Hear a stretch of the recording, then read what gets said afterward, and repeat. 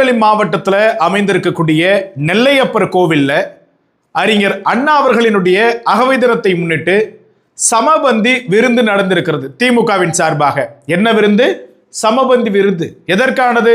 அனைவரும் சமம் என்கிற கோட்பாட்டினை வலியுறுத்தி ஏற்றத்தாழ்வு இல்லாத சமூகத்தை உருவாக்கிட வேண்டும் என்பதற்காக நடத்தப்பட்ட ஒரு விருந்து தான் சமபந்தி விருந்து. இந்த விருந்திலேயே மிகப்பெரிய ஒரு தீண்டாமையும் அந்த சமபந்தி விருந்துக்கு புறம்பான தீண்டாமை விருந்து நடந்திருக்கிறது. ஒரு 4 பிள்ளைகள் நரிக்குறவர்கள் சமூகத்தை சார்ந்தவர்கள். இந்த பிள்ளைங்க பசிக்குதுன்னு போய் நின்றுருக்குது. வேற எதுக்கும் போய் நிக்கல, பசிக்குதுன்னு போய் நின்றுருக்குது. அந்த பிள்ளைங்களை அங்க இருக்கக்கூடிய அதிகாரிகள் விரட்டி அடித்துள்ளார்கள். இந்த சம்பவம் நேற்றைய தினம் நடந்ததாக சொல்லப்படுகிறது. இத்தனைக்கு அங்க யாரெல்லாம் இருந்திருக்கிறாங்க தெரியுமா? அப்பாவு, சபாநாயகர் அப்பாவு, திமுகவினுடைய முக்கிய சட்டமன்ற உறுப்பினர்கள், மேயர், அந்த பகுதியினுடைய மேயர் எல்லாரும் வந்திருக்கிறாங்க. அவர்களின் கண் முன்னாலேயே இந்த குழந்தைகள் விரட்டி அடிக்கப்பட்டிருக்கிறார்கள். இதை கண்டிச்சு தமிழகத்துல பாட்டாளி மக்கள் கட்சியை தவிர்த்து யாரும் பேசல. திரு அன்புமணி ராமதாஸ் அவர்கள் அறிக்கை விட்டிருக்கிறாரு. நீங்க நடத்துறதே சமபந்தின்றீங்க, அதுலயே தீண்டாமையா?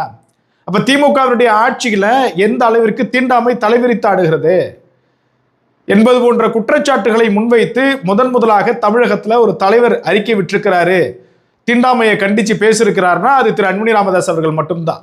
ஆனா இந்த செய்தியை ஊடகங்கள் பெரிதுபடுத்தி போட மாட்டாங்களாம்.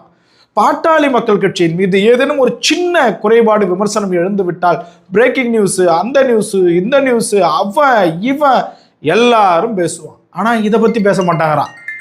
ஏன் இப்ப அண்மையில ஒரு சின்ன பிரச்சனை நடந்தது காடுவெட்டில, அதை பத்தி பேசுறானுங்க. ஆனா பாமகவினுடைய தலைவர் இப்படியான ஒரு விஷயத்த சொல்லியிருக்கிறார், இதை பத்தி பேச மாட்டாங்கிறானுங்க. அப்ப அவனுங்களுக்கு என்ன தெரியுமா? நம்ம மேல ஏதாவது ஒரு குற்றச்சாட்டு இருந்ததுன்னா அதை வச்சு அரசியல் செய்யணும். நாம பிறருடைய குற்றச்சாட்டை சொல்லி அறிக்கை விட்டா அதை பேச மாட்டான். அப்ப இவங்களுடைய எண்ணத்தை பார்த்துக்குங்க. இதெல்லாம் பிரேக்கிங் நியூஸா வர வேண்டியது, ஆனா வராது.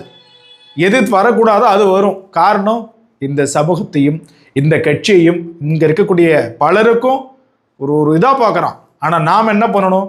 பிரேக்கிங் நியூஸ் வர வைக்கிற அளவுக்கு இதை பகிரணும். இப்படியான ஒரு நிகழ்வு நடந்திருக்குது, திமுகவினுடைய அவலத்தை சுட்டி காட்டி ஒரு தலைவர் அறிக்கை விட்டிருக்கிறார்ன்ற போது அதை நாம் எந்த அளவிற்கு பகிர முடியுமோ நாம பகிரணும். ஏன்னா எந்த ஊடகமும் நம்மளை ஆதரிக்க மாட்டான். இனி நாமே தான் நமக்கான ஊடகம்.